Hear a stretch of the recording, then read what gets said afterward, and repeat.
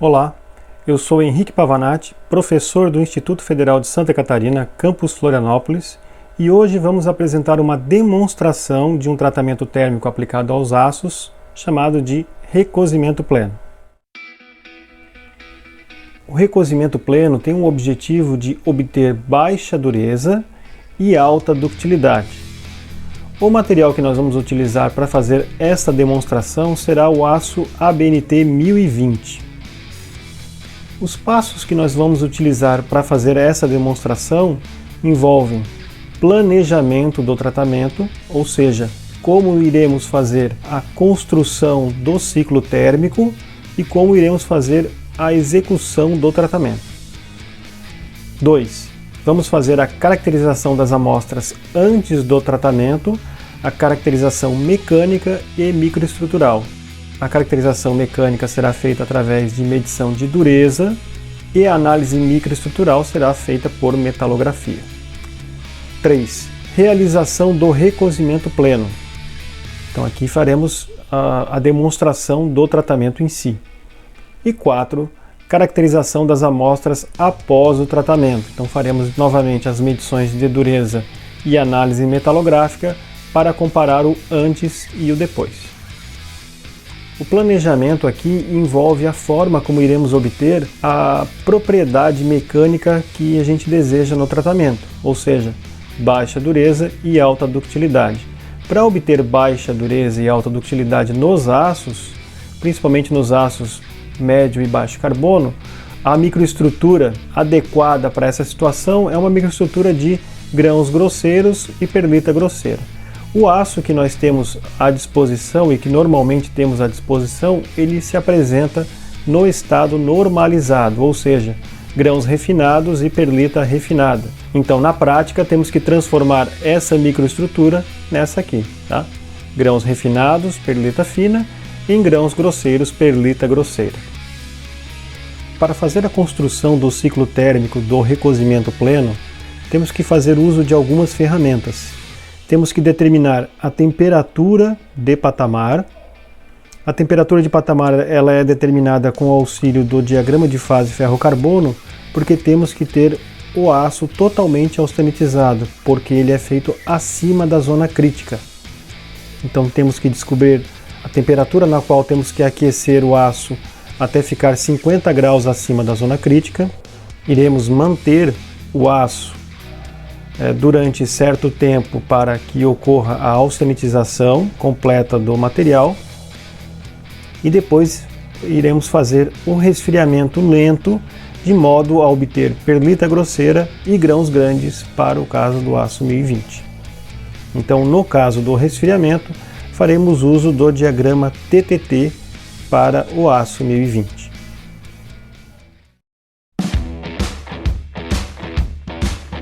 Barras de seção quadrada com meia polegada de lado foram seccionadas e lixadas com o objetivo de se fazer a remoção da carepa superficial. Uma das faces foi lixada até a lixa 1500 para permitir a medição de dureza nas amostras. O ensaio de dureza será realizado na escala Rockwell B e em escala Vickers, utilizando-se um microdurômetro com carga de 2 kg força. A medição de dureza Rockwell B será realizada neste durômetro Rockwell. Primeiro, iremos posicionar a peça sobre a mesa do durômetro com a superfície lixada voltada para cima. Na sequência, vamos remover a capa de proteção do indentador. Na escala Rockwell B, iremos usar o indentador esférico de aço ABNT 52-100 temperado e revenido, com um diâmetro igual a 1/16 de polegada. Vamos então posicionar o indentador no cabeçote do durômetro. A carga utilizada na escala Rockwell B é igual a 100 kg força. Vamos então selecionar essa carga no equipamento. Agora ajustamos a posição da amostra e aproximamos a mesa com a peça, até que o indentador encoste na superfície que desejamos medir a dureza. Na sequência, aplicamos a pré-carga. O valor da pré-carga é igual a 10 kg força, sendo obtido com a movimentação da mesa em direção à peça. O valor é alcançado quando o ponteiro pequeno do mostrador atinge a marcação vermelha indicada nele. Em seguida, a carga de 100 kgf é liberada através dessa alavanca. A carga vai sendo lentamente aplicada na peça, que sofre a deformação e, consequentemente, o encruamento causado por este último.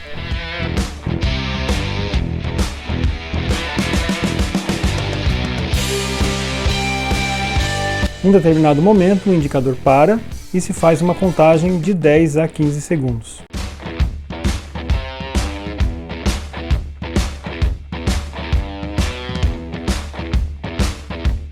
Passado o tempo de permanência, a carga é liberada e o valor de dureza Rockwell B é obtido através da leitura direta na escala vermelha do mostrador. Neste caso, o valor medido é de aproximadamente 90 Rockwell B.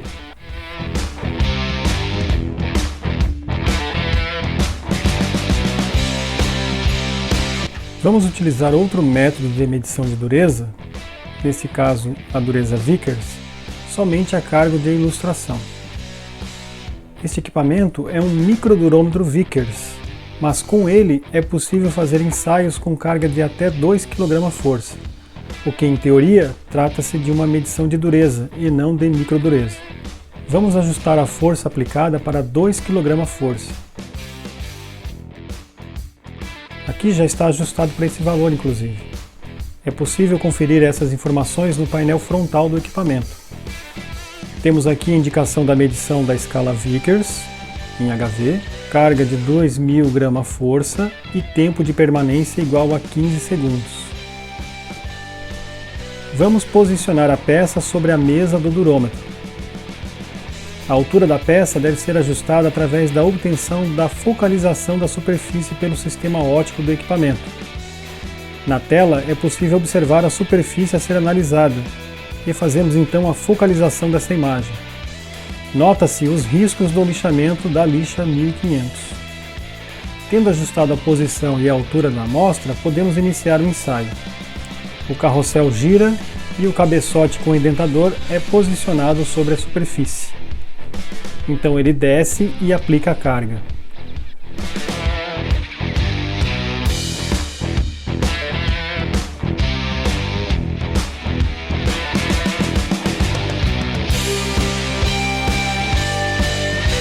Passados os 15 segundos, a carga é liberada. O carrossel retorna à posição anterior e, com a objetiva adequada, pode-se fazer a medição da marca obtida. Nota-se a marca no formato de losango e a deformação lateral causada pelo indentador. Para fazer a medição das diagonais, usamos as duas barras de referência do equipamento. Com as duas diagonais medidas, o equipamento calcula automaticamente o valor de dureza, o que nesse caso foi igual a 220 Vickers. Para os dois ensaios de dureza foram realizados 10 impressões e iremos considerar a média desses valores. Por simplificação, vamos considerar um desvio padrão como a medida da variação do resultado. Assim sendo, o aço ABNT 1020 antes do tratamento de recozimento pleno apresenta a dureza Vickers igual a 222 mais ou menos 3, enquanto que a dureza Rockwell B apresentou resultados iguais a 92 mais ou menos 1. Vamos fazer então a caracterização microestrutural da peça antes do tratamento do recozimento pleno.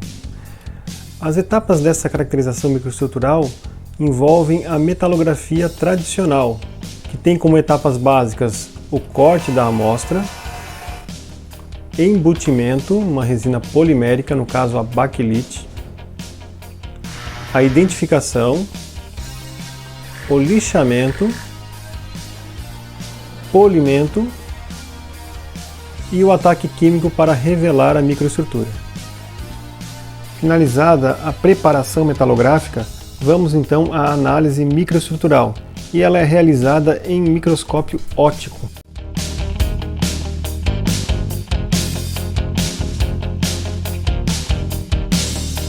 A análise metalográfica da amostra ABNT 1020, conforme fornecida, ela mostra a presença de uma microestrutura já esperada para esse tipo de aço, que é ferrita livre, os grãos claros correspondentes à ferrita livre, ilhas de perlita, perlita se apresenta de forma consideravelmente refinada, e contornos de grão.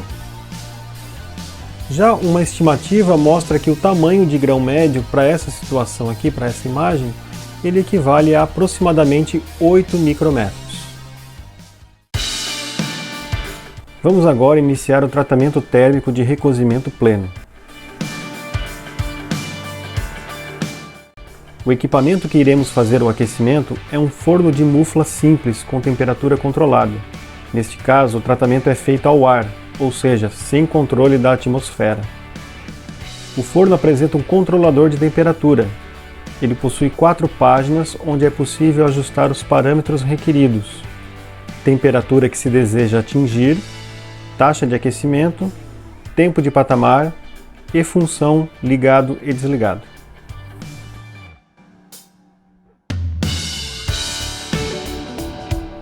Para o recozimento pleno, a rampa de aquecimento é o momento onde nós vamos aquecer o aço da temperatura ambiente até a temperatura de patamar. Então nós precisamos conhecer a temperatura de patamar, é o dado mais importante que eu preciso obter aqui para construir a rampa de aquecimento. A gente sabe que no recozimento pleno nós precisamos trabalhar acima da zona crítica, a gente precisa austenitizar completamente o aço. Recomenda-se aquecer 50 graus acima do que é previsto. E essa previsão, essa estimativa, ela é obtida a partir do diagrama de fase ferro-carbono. Então nós vamos obter a temperatura lá do diagrama de fase ferro-carbono e o tempo, né, nós não vamos determinar o tempo porque nós vamos pré-aquecer o forno. A peça será inserida no forno depois que o forno atingir as condições de equilíbrio do patamar. Tá? Então a peça irá aquecer numa taxa que nós vamos ignorar, porque a taxa de aquecimento nessa situação aqui, para a peça pequena e no recozimento pleno, não é algo tão relevante assim que a gente precise controlar. Tá? Para se fazer a estimativa da temperatura de patamar para o caso do aço 1020, devemos consultar o diagrama ferro-carbono. O aço 1020 ele possui 0,2% de carbono. Temos aqui a representação do diagrama de fase ferro-carbono reduzido, mostrando somente a parte correspondente ao aço, né, o ponto eutetoide aqui, tá? E o aço 1020 está aqui como correspondente a 0,2% de carbono, seria então essa liga aqui, ó. Então nós temos que aquecer, né, o aço até passar da linha A3, ok? Então, acima da linha 3, nós temos aqui a linha 1, A3 e ACM. O aço 1020 está totalmente austenitizado quando a gente aquece acima da linha 3. Então, a linha 3, né, do aço 1020 corresponde à linha de transformação de fase, onde nós teremos 100% austenita. Recomenda-se aquecer 50 graus acima dessa previsão. Tá? Então, vamos acrescentar aqui 50 graus, tá? E o valor previsto é aproximadamente 900 graus. Então, a temperatura de patamar que nós vamos trabalhar para o aço 1020 será de 900 graus Celsius. Vamos fazer então o pré-aquecimento do forno. No controlador, fazemos o ajuste da temperatura. Em vermelho, temos a temperatura atual do forno e em verde o set point, ou seja, a temperatura que desejamos aquecer. Conforme determinado anteriormente, vamos ajustar o set point para 900 graus Celsius. Na página seguinte, temos a taxa de aquecimento. Neste caso, podemos ajustar num valor relativamente alto, mas esse valor será a taxa máxima que o forno poderá aquecer, pois essa depende da potência do forno. O tempo de patamar vamos ajustar para 30 minutos. Mas isso não irá valer para nosso caso, pois o que vale é o tempo de patamar da peça e não do forno. E por fim, vamos ligar o parâmetro Run, ajustando como Yes. Uma vez ligado, o sistema PID do forno ajusta a modulação da corrente nas resistências através dos relés de estado sólido. Se abrirmos o forno, podemos ver que ele está frio, ou seja, não está emitindo radiação visível. Passando o tempo necessário para o aquecimento e equalização da temperatura, o forno se encontra a 900 graus Celsius. Ao abrir a porta, podemos notar uma forte radiação na cor vermelho alaranjado, correspondente à emissão de radiação visível que ocorre nessa temperatura.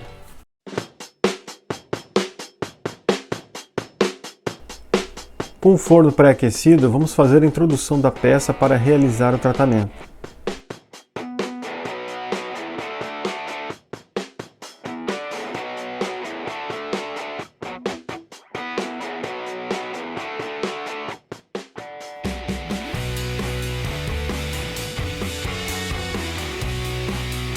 Passados alguns minutos, se abrirmos o forno para observar, podemos notar que a peça ainda está bem escura em relação às paredes do forno, ou seja, ainda não atingiu a temperatura de patamar.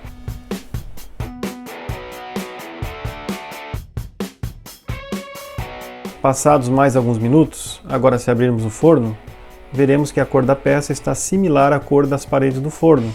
Isso significa que a peça está na mesma temperatura dele. Então, atingimos a temperatura de patamar. Agora, considerando o ciclo térmico, a peça já chegou na temperatura de patamar. Deste ponto em diante, deveremos esperar tempo suficiente para que haja a total austenitização da peça. Como regra geral, considera-se 15 minutos por polegada de espessura da peça. Como a peça possui meia polegada de espessura, o tempo necessário para que ocorra a total austenitização corresponde a mais ou menos 8 a 7 minutos. Por simplificação, deixaremos 10 minutos. Uma vez atingida a temperatura de tratamento e transcorrido o tempo de patamar, pode-se iniciar o resfriamento da peça. No caso do recozimento pleno, o resfriamento deve ser lento o suficiente para que possamos obter grãos grandes e perlita grosseira como microestrutura. Para ter uma ideia de como deve ser o resfriamento, podemos consultar o diagrama TTT do aço ABNT 1020. Pelo diagrama, podemos notar que precisamos resfriar a peça em algumas horas. A forma prática de se conseguir isso é desligando o forno e deixando a peça esfriar dentro do mesmo. Dessa maneira, a taxa de resfriamento será lenta o suficiente para a formação de grãos grandes e perlita grosseira. O que acontece então ao desligar o forno? Na temperatura que nós estávamos, na 900 graus, o material era totalmente austenítico, então tínhamos lá grãos de austenita. Fazendo análise em cima do diagrama TTT, nós tínhamos aqui o material a 900 graus. Quando ele atingiu aqui a linha A3, nós começamos a contar o tempo zero. Então ele foi resfriando a partir daqui. Conforme ocorre o resfriamento, nós continuamos, nesse tempo de 10 segundos, nós continuamos ainda com austenita. Tá? Conforme o tempo vai passando, vai chegar um momento em que ele vai cruzar a linha FI. Ao cruzar a linha FI do diagrama TTT, começa a haver a transformação da austenita em ferrita livre. Então parte da austenita começa a se transformar em ferrita livre. Conforme a transformação vai ocorrendo, quando chega aqui mais ou menos na metade da transformação, ou seja, metade da austenita que se transformou em ferrita livre. Tá? Então nós temos nessa situação aqui, a austenita que ainda não se transformou e ferrita que já se transformou, ferrita livre que já se transformou. Né? Com a continuidade do resfriamento, chega um momento em que a curva cruza então a linha PI. Nós temos aqui a linha PI e ao cruzar a linha PI, a austenita remanescente, que era uma pequena quantidade, grande quantidade aqui da transformação é de austenita em ferrita e uma pequena quantidade é de austenita em perlita, por se tratar de um 1020 que tem pouca perlita. Tá? Então, ao cruzar a linha PI, parte da austenita, então remanescente, vai se transformar em perlita. Tá? A ferrita livre que já se transformou não altera, ela continua lá. Tá? Então ela vai se transformando ao longo desse tempo aqui, até cruzar a linha PF. Quando cruzar a linha PF, significa que o último resquício de austenita que nós tínhamos se transformou em perlita. Tá? Então nesse caso nós temos, pela velocidade de resfriamento, nós temos a formação de grãos grandes de ferrita livre e a perlita formada nessa situação aqui é uma perlita do tipo grosseira. Se nós tivéssemos feito um resfriamento mais rápido, de forma moderada, a austenita ainda iria se transformar em ferrita livre e perlita, mas seria uma ferrita livre com tamanho de grão menor e uma perlita mais refinada. Continuando, com o resfriamento, agora já não há mais transformação nenhuma, tá? Então é só para reduzir mesmo a temperatura, então tudo que já tinha que transformar já foi transformado quando ele cruzou a linha PF.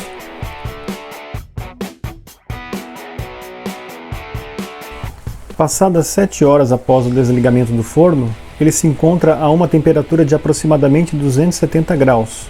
Após 7 horas a essa temperatura, conforme o diagrama TTT, todas as transformações já ocorreram e então podemos retirar a peça do forno e finalizar o resfriamento ao ar.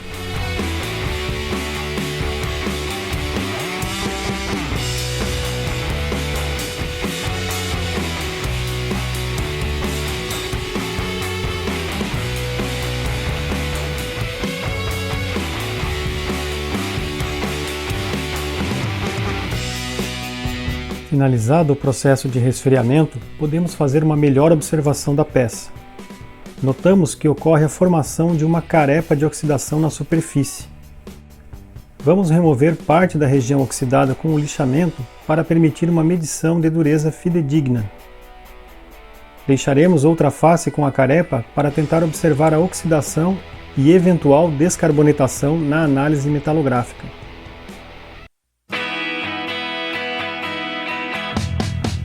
Vamos iniciar a caracterização com as medições de dureza.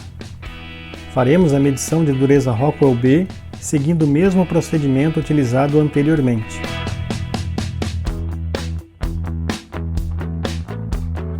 Aplicamos a pré-carga.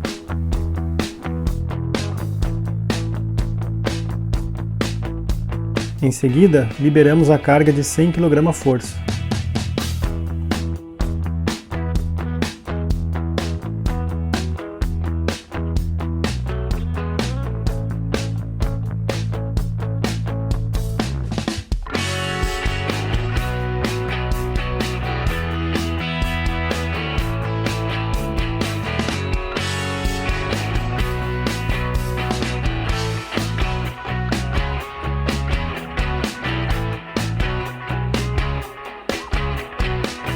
Por fim, retiramos a carga e fazemos a leitura.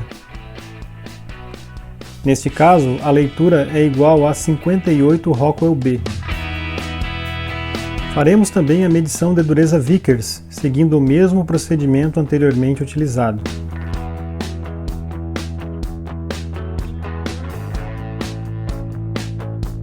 Após a realização da indentação, fazemos a medição das diagonais e obtemos o resultado diretamente no painel do durômetro. Neste caso, o valor de dureza foi de 122,4 Vickers. O valor apresentado refere-se à média de 10 medidas realizadas para cada método.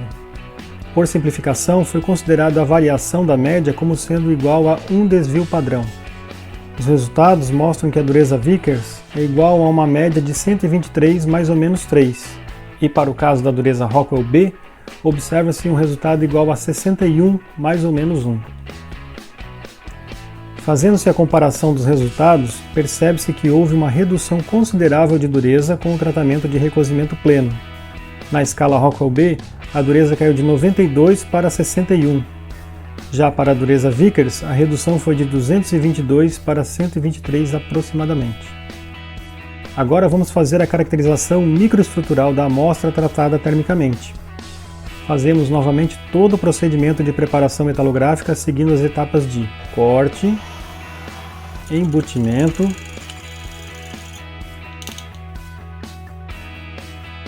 identificação, lixamento, polimento e ataque químico. Uma vez revelada a microestrutura, levamos a amostra ao microscópio.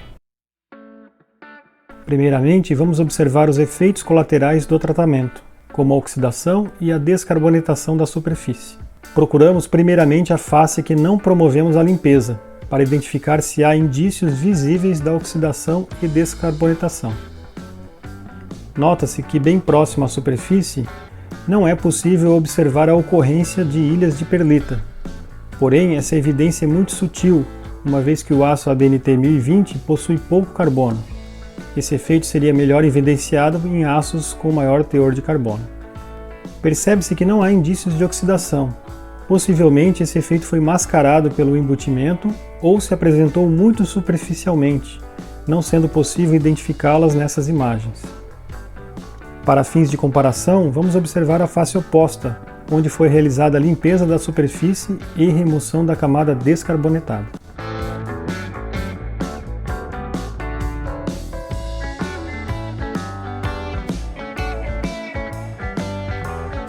Conforme esperado, pode-se notar mais claramente a presença das ilhas de perlita na região superficial, evidenciando que o lixamento da superfície da peça, antes do embutimento, promoveu a remoção da camada descarbonetada. Podemos observar aqui a microestrutura do aço ABNT 1020 após o tratamento de recozimento pleno. Notamos que aparentemente houve sim um aumento do tamanho de grão.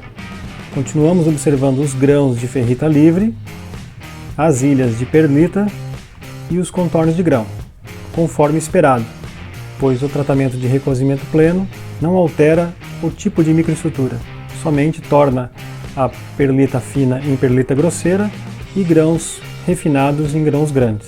O tamanho de grão estimado para este caso é de aproximadamente 18 micrômetros.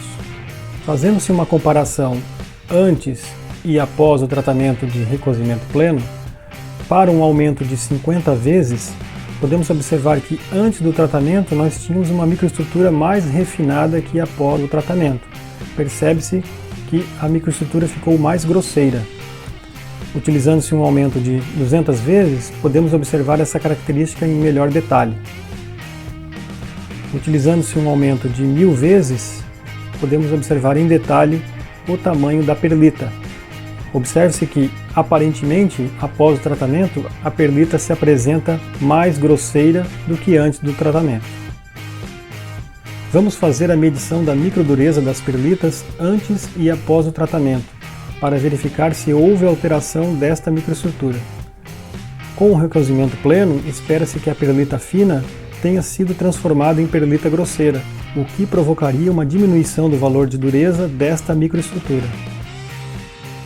O microdurômetro é ajustado com carga de 10 gramas-força para que a marca obtida seja pequena o suficiente para ficar totalmente dentro das ilhas de perlita. Estamos medindo aqui uma perlita do aço ABNT 1020 antes do tratamento. Fazemos as medições das diagonais e verificamos o resultado, e neste caso foi 326,2. No caso da medição de microdureza das perlitas, comparando a situação antes do tratamento e após o tratamento, observamos que a perlita antes do tratamento possui uma dureza de mais ou menos 350 HV. A variação de dureza é relativamente grande nesse caso e corresponde a mais ou menos 10%, para mais e para menos.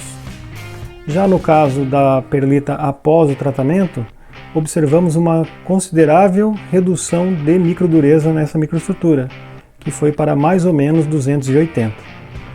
Então a microdureza da perlita passou de mais ou menos 350 para mais ou menos 280. Esse resultado corrobora com o objetivo do tratamento, que era justamente diminuir dureza através da transformação de perlita fina em perlita grosseira. Como síntese final, podemos destacar que o tratamento térmico de recozimento pleno em aço ABNT 1020 promoveu os seguintes efeitos: redução da dureza Rockwell B de 92 para 61, redução de dureza Vickers de 222 para 123. Esses resultados de redução de dureza são corroborados com o resultado da caracterização microestrutural, que evidenciou um aumento significativo do tamanho médio dos grãos de 8 para 18 micrômetros, assim como uma sensível redução da dureza média da perlita de aproximadamente 350 Vickers para 280 Vickers. A microdureza da perlita está relacionada com a espessura das placas alternadas de ferrita e cementita dentro dessa microestrutura. Além disso, pôde-se evidenciar os efeitos colaterais presentes após o tratamento: oxidação superficial visível externamente, mas não observável na seção transversal. Apesar de ser difícil de identificar no aço ABNT 1020, Presume-se que houve uma leve descarbonatação, sendo esta estimada numa profundidade de 10 a 20 micrômetros. Em resumo, podemos concluir que o tratamento de recozimento pleno foi bem sucedido para o caso do aço ABNT 1020.